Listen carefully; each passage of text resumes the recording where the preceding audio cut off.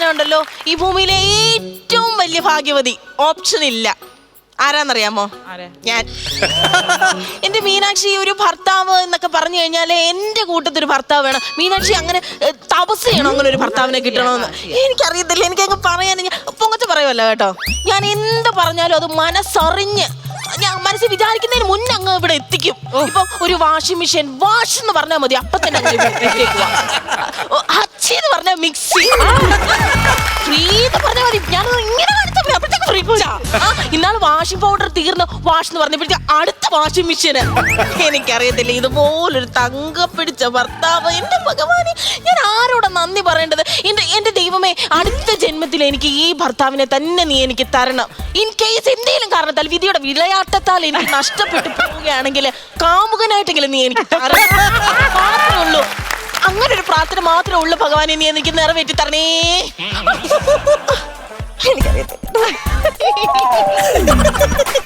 എവിടെ പോവാ? എന്താ അണ്ണനെ തിരക്കില്ലായിരുന്നു നീ? അണ്ണൻ എവിടെ ഉണ്ടോ? അണ്ണൻ വന്നിട്ടുണ്ട്.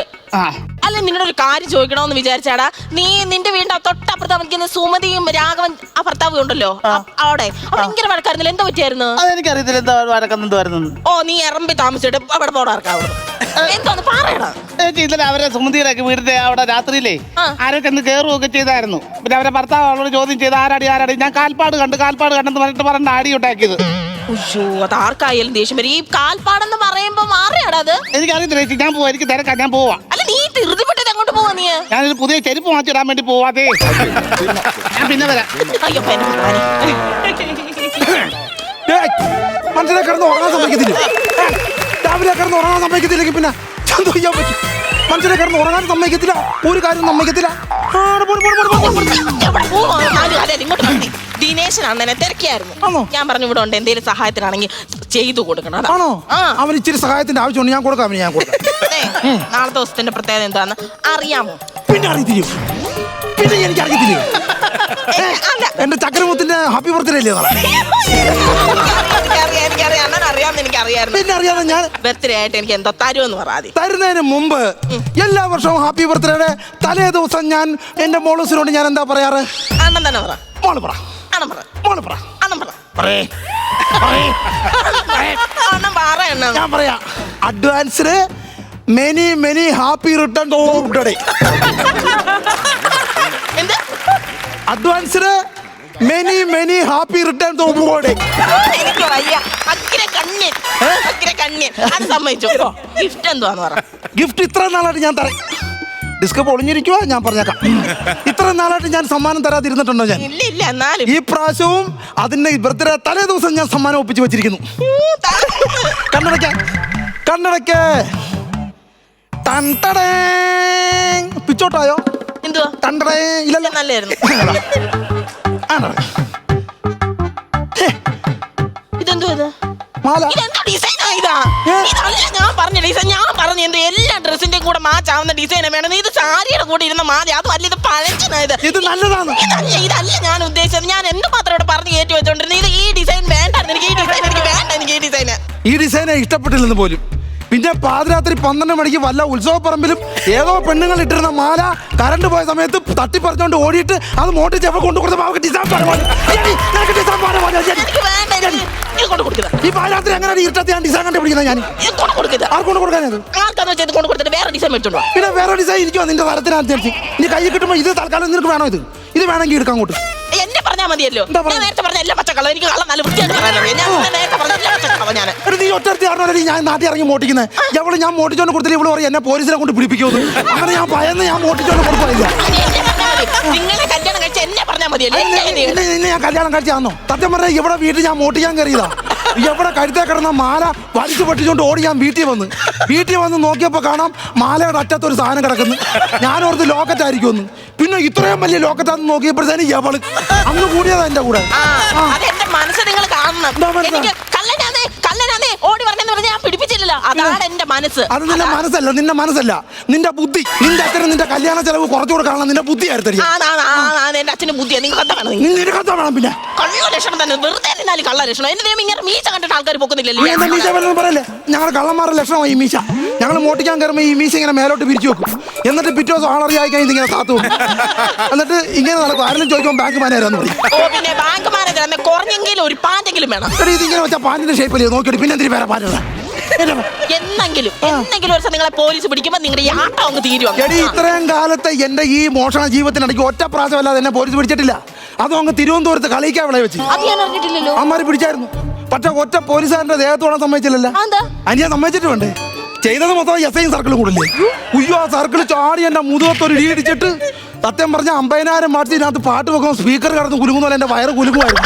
ആ സൈസ് ഇടി. പിന്നെ പോലീസുകാരെ വരുന്ന പേടിപ്പിക്കാൻ വേണം. നിനക്ക് വേണോ അത്? എനിക്ക് വേണ്ട ഇത്. വേണ്ടയോ? എനിക്ക് വേണ്ട. വേണ്ട ഇങ്ങോട്ടോടി വേണ്ടെങ്കിൽ വേണ്ടെങ്കിൽ വേണ്ട. നീ നിന്റെ സൗകര്യമുള്ള ചെയ്യൂ. ഇപ്പൊ നമ്മൾ കഷ്ടപ്പെട്ട് മുടിച്ചോണ്ട് കൊടുത്ത വേണ്ട. സത്യപാലോ സത്യപാലോ സത്യപാലോ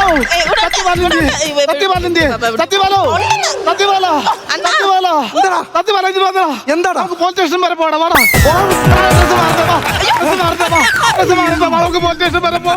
ഞാൻ ഷർട്ട് പറയൂ. ഷർട്ട് മാറിയിട്ട് വരാടാ.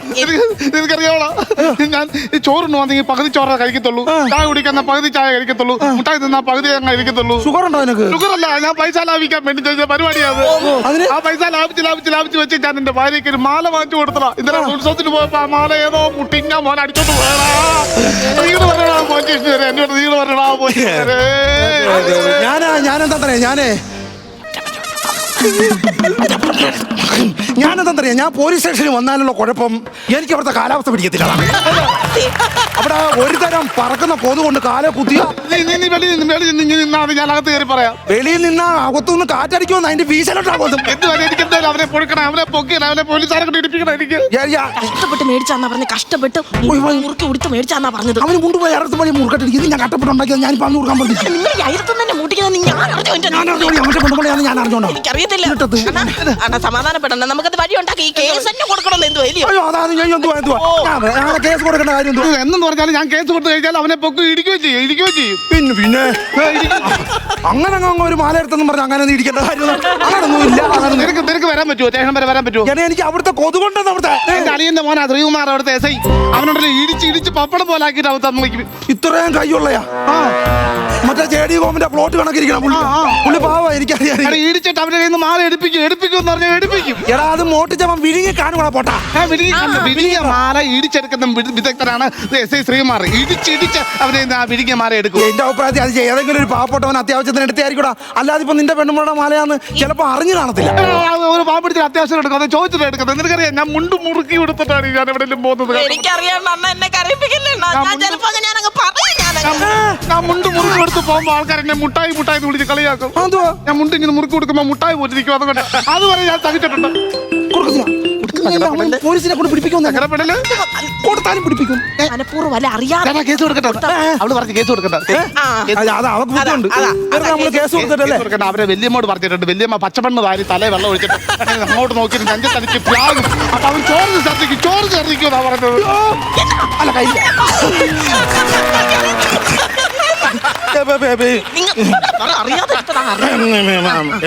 ഗോപുക്കുട്ട, ഈ സംഭവം എന്ന് വെച്ചാൽ ചിലപ്പോൾ അറിയാതെ ഒരു മനുഷ്യനെ എടുക്കും.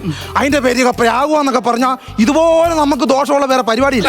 അല്ല അവരെ വല്യമ്മ പ്രാഗിയാൽ സത്യവാസം നടന്നിട്ടുണ്ട്. പിന്നെ ഒരാളങ്ങ് പ്രാഗി അങ്ങ് അപ്പുറത്ത് വീട്ടിലെ സുരേഷ്, അവന്റെ മുടി ഇങ്ങനെ വളർത്തി ആൽമരം പോലെ നിൽക്കുമായിരുന്നു. ഞങ്ങളുടെ വല്യമ്മയ്ക്ക് മുടിയില്ല. വല്യമ്മ സുരേഷിനെ നോക്കി പറഞ്ഞു, എന്തോ മുടിയാണാ ചെറുക്കാന്ന് പറയുമ്പോൾ രാഖി രാമാനവന്റെ മുടി കൊഴിഞ്ഞു പോയെന്ന്. അതുപോലെ പ്രാഗി വല്യമ്മ. അവൻ ചോറ് ചേർത്തിക്കും. അവരെ കൊണ്ട് ഞാൻ ചോറ് ചേർത്തിപ്പിച്ച് എടുപ്പിക്കുവാ വല്യമ്മ. അണ്ണാ ഞാനൊരു കാര്യം പറയട്ടെ, അത് സന്തോഷപൂർവ്വം അങ്ങ് തിരിച്ചു തരുവാ. അബദ്ധം പറ്റുന്നില്ലയോ? അങ്ങനെ ചിലപ്പോ അവൻ തിരിച്ചു കൊണ്ട് തന്നാലും തിരിച്ചു കൊണ്ട് തന്ന അവന്റെ മുട്ടുകാരെ ഞാൻ വെട്ടിയിടുവാണ്. ഞാൻ ഒരു കാര്യം പറയട്ടെ, ഈ വലിയ പൂരം നടക്കുന്നിടത്ത് എന്തിനാ ഈ മാല ഇട്ടോണ്ട് പോയത്? മാല ഇട്ടോണ്ട് ഞാൻ അവളോട് പറഞ്ഞ മാല ഇട്ടോണ്ട് പോകല്ലേ, നടക്കാൻ മാല ഇട്ടോണ്ട് പോലെ ആരും എടുത്തോണ്ട് പോകുന്ന പറഞ്ഞപ്പോൾ അവൾ പറഞ്ഞു, നമ്മുടെ വീട്ടിൽ ആരും ഇല്ലല്ലോ, ഇവിടെ കള്ളം കൊണ്ടുവന്ന് പറഞ്ഞ അവൾ അമ്പലത്തിൽ ആ മാല ഇട്ടോണ്ട് പോയത്. ഇന്നലെ നീ എത്ര ആന ഉണ്ടായിരുന്നു? അഞ്ചാനെ കണ്ടു. ഭയങ്കര ആനയായിരുന്നു. ശരി, നാടകം ഉണ്ടായിരുന്നു. നാടകം കണ്ടു. നാടകം കണ്ടോണ്ടിരുന്ന സമയത്തായിരിക്കും കള്ളം അടിച്ചോണ്ട് പോയത്. എന്താണ് എനിക്ക് മാല കിട്ടണം, സഹായിക്കണോ മാല കിട്ടണോ? അങ്ങനെ ചിലപ്പോ ഇത് എനിക്കറിയത്തില്ല. ഞാൻ നമുക്കറിയാവും ഇത് ആരെടുത്തെന്ന്. നിന്നോട് എല്ലാ കാര്യം ഞാൻ നിന്നോട് വന്ന് പറയും. കാരണം നിന്റെ മുഖത്തൊരു കള്ളലക്ഷണവും ഇല്ല. അതുകൊണ്ട് നിന്നോട് പറയും. നീ ഞാൻ എത്ര വർഷം കൊണ്ട് കാണുന്നു? ആ നഖം കണ്ടോ? എന്ത്? ആ നഖം മുതല് സത്യസന്ധനാ. അയ്യോ നീ ഇവൻ എന്റെ വീട്ടിൽ വരും. ഇവൻ എന്റെ വീട്ടിൽ വരും, കാപ്പ് കുടിച്ചിട്ട് പോകും. കഴിഞ്ഞിടയ്ക്ക് ഇവൻ എന്റെ വീട്ടിൽ വന്ന് കാപ്പ് കുടിച്ചിട്ട് പോയി. ഇവൻ അങ്ങോട്ട് പോയാ പറയാ സന്ധ്യയ്ക്ക് അവിടെ നിന്ന് വിളക്ക് കാണാതെ പോയി. ഞാൻ ഇവനോട് ചോദിച്ചോ നീ ആണ് വിളക്ക്? കാരണം ഇവൻ അങ്ങനെ ചെയ്യത്തില്ല, എനിക്കറിയാം. ഇവിടെ ഇരിക്കുന്ന അകത്തിരിക്കുന്ന വിളക്ക് എന്തോ അകത്ത് ഒത്തിരി വിളക്കുണ്ട്. നിനക്ക് വേണേ 2 വിളക്ക് തരാം. ഒരെണ്ണം ഉച്ചയ്ക്ക് കത്തിക്കാം, ഒരെണ്ണം വൈകിട്ട് കത്തിക്കാം. അകത്തിരിപ്പുണ്ട്, എടുത്തോണ്ട് പോടാ. എന്റെ സ്വന്തം വിളക്ക് കത്തിയല്ല, പക്ഷെ വിളക്ക് ബന്ധപ്പെട്ട്. പക്ഷെ ഞാൻ കഷ്ടപ്പെട്ടോട്ടെ. ഞാനൊരു കാര്യം ചെയ്യട്ടെ. ഇപ്പോൾ ഉദാഹരണത്തിന് നിനക്ക് ഏറ്റവും അടുത്ത് അറിയാവുന്ന ഒരാള് അബദ്ധത്തിൽ അത് എടുത്തതാണെങ്കിൽ കൈയും കാലും വിട്ടു. അതാ അത് ഇല്ല. അറിയാതെ സംഭവിച്ചതാ. ഇല്ല, കാര്യകാലം പെട്ടെന്ന്. അതാ ഞാൻ പറഞ്ഞു. പക്ഷെ അവനെ ഞാൻ വെട്ടി മൂടും. അവനെ കൊല്ലും ഞാൻ. എന്തിനാണ് ഇത്ര അറിയാവുന്ന ഒരുത്തിന് ഇത്ര ചതി എന്നോട് കാണിക്കുന്നത്? അത് പിന്നെ അണ്ണന്റെ ഭാര്യയുടെ മാലയാണെന്ന് അറിയാവോ? അല്ല നീ കാണിക്കുന്നില്ലല്ലോ എന്നോട്. നീ അങ്ങനെ കാണിക്കൂ. നീ അങ്ങനെ കാണിക്കൂ. ഞാൻ കാണിക്കോ? അല്ലേ? അവള് വിളിക്കുന്നു. ഇവളെന്തിനാ എപ്പോഴും വിളിക്കുന്നത്? അനെ കിട്ടൂടി. നമ്മ പ്രാഗുവെന്ന് പൂജ നടത്തുവന്നു. പൂജ നടത്തുക. കടുരാതിരിയുടെ പോയി മന്ത്രാതിരി അടച്ചിരുന്ന പുള്ളിക്കാരൻ സോമോട്ടം കത്തിച്ച് തീരുന്നതിന് മുമ്പേ ഇവൻ കത്തി അമരും.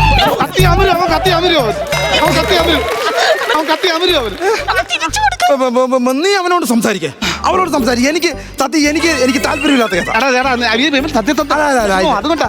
എന്താ സോമോട്ടം കത്തി തീരുന്നതിന് മുമ്പേ അവൻ കത്തി ഇവിടെ തീർന്ന് പൗഡറായി അവന് ഊതി വിടുക.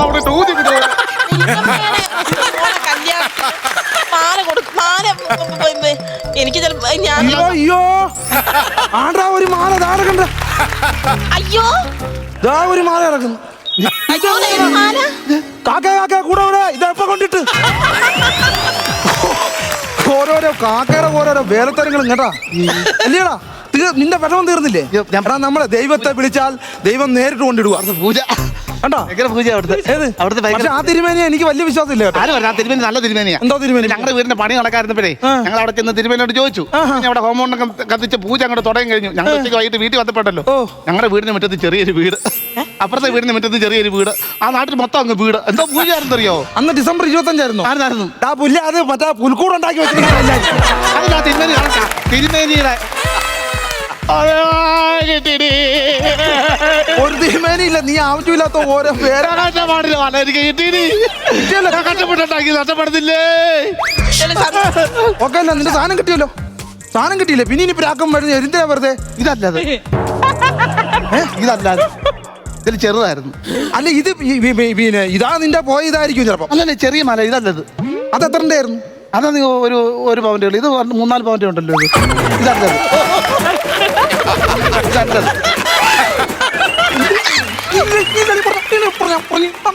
അവന്റെ ചെറുതായിരുന്നു വലുത്. ഞാൻ മോട്ടി കഷ്ടപ്പെട്ട് എന്റെ തുറയിൽ പൊട്ടി ഓടിയാടിയ ഞാൻ ആ മല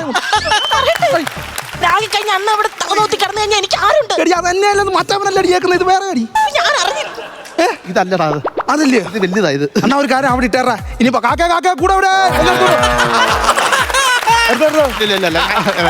എടാ അത് നിന്റെ അല്ലെങ്കിൽ പിന്നെ അവിടെ ഇടാ. വെറുതെ പ്രാക്ക് മേടിക്കല്ലടാ. ആ പൂജ ഫലം ചെയ്തില്ലല്ലോ. പൂജ ഞാൻ ഇത്ര കഷ്ടപ്പെട്ടപ്പോ എന്റെ ചെറുത് പോയില്ലയോ? ഇരുന്നപ്പോ എനിക്ക് വലുത് തന്നതാ. ഓരോ കഥ ഉണ്ടാക്കുന്ന ലോജിക്ക് പിടി. എടാ അവിടെ ഇടാ. അത് കാക്ക എടാ പാവപ്പെട്ടങ്ങളാ ചിലപ്പോ.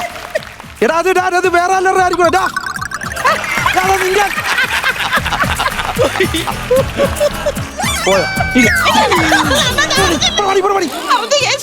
മുതുകിടിച്ചാൻ കലക്ക് ഞാൻ കേട്ടോ.